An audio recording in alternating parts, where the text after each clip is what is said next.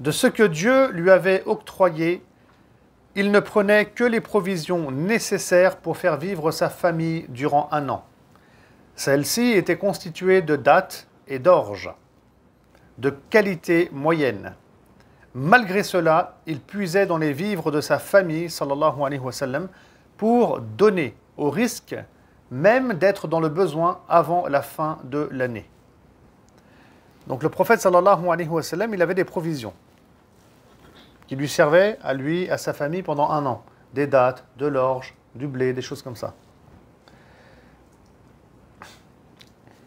Et malgré ça, le prophète sallallahu alayhi wa sallam, il puisait dans ces vivres-là, c'était pour lui et sa famille, pour les donner donc aux plus démunis et aux plus pauvres. Au risque, comme il est marqué, qu'à la fin de l'année, il est rien pour sa famille et pour sa personne. Le prophète sallallahu alayhi wa sallam.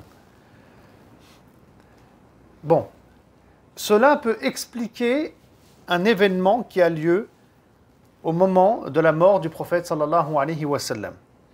On sait que le prophète sallallahu alayhi wa sallam, il avait donné sa côte de maille qu'il utilisait sur le champ de bataille, il en avait plusieurs, mais qu'il avait donné sa côte de maille donc en gage à un juif, à un commerçant juif à Médine, contre 30 sa' d'orge, c'est-à-dire environ 78 kilos d'orge.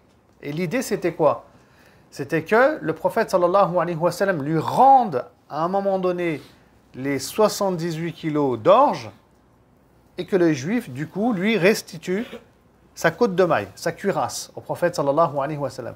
Mais seulement le prophète sallallahu alayhi wa sallam va mourir avant. Donc c'est les compagnons et Abu Bakr as-Siddiq, le premier calife, c'est eux qui vont gérer juste cette problématique-là. Alors, pourquoi il avait besoin d'orge? Sans doute, wallahu ta'ala a'lam, parce qu'il l'avait tellement donné aux pauvres et aux démunis de l'État musulman à l'époque, qu'il n'y avait rien pour lui-même et pour sa demeure. Voilà comment il était, le prophète sallallahu alayhi wa sallam, en tant que prophète, en tant que chef d'État aussi, hein, parce qu'il a aussi la casquette de chef d'État, le prophète sallallahu alayhi wa sallam.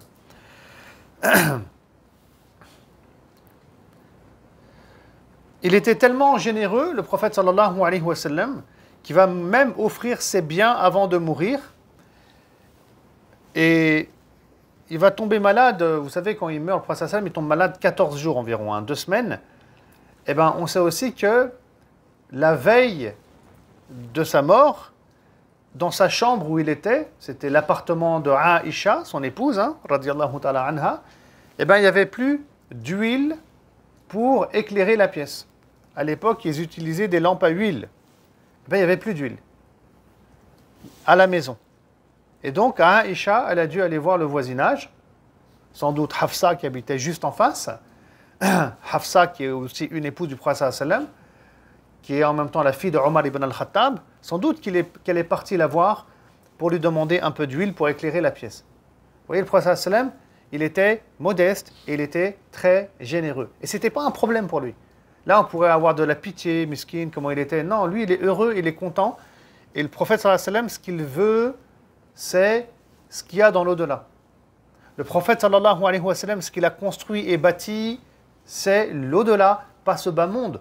Ce bas monde, il était pour lui juste un tremplin pour faire le bien et pour accéder au meilleur degré dans l'au-delà, sallallahu alayhi wa sallam. Donc, les biens terrestres, ce n'était pas quelque chose qui l'intéressait.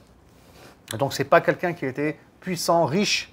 Le prophète, sallallahu alayhi wa sallam, bon, il y avait des riches chez les musulmans et les croyants à l'époque, comme Abu Bakr, comme Abdurrahman ibn Auf, comme Osman ibn Affan, mais lui, le prophète sallam, voilà, il vivait humblement, modestement, parce qu'il est un exemple à suivre et devait montrer cet exemple à l'humanité et, bien entendu, aux croyants jusqu'à la fin des temps.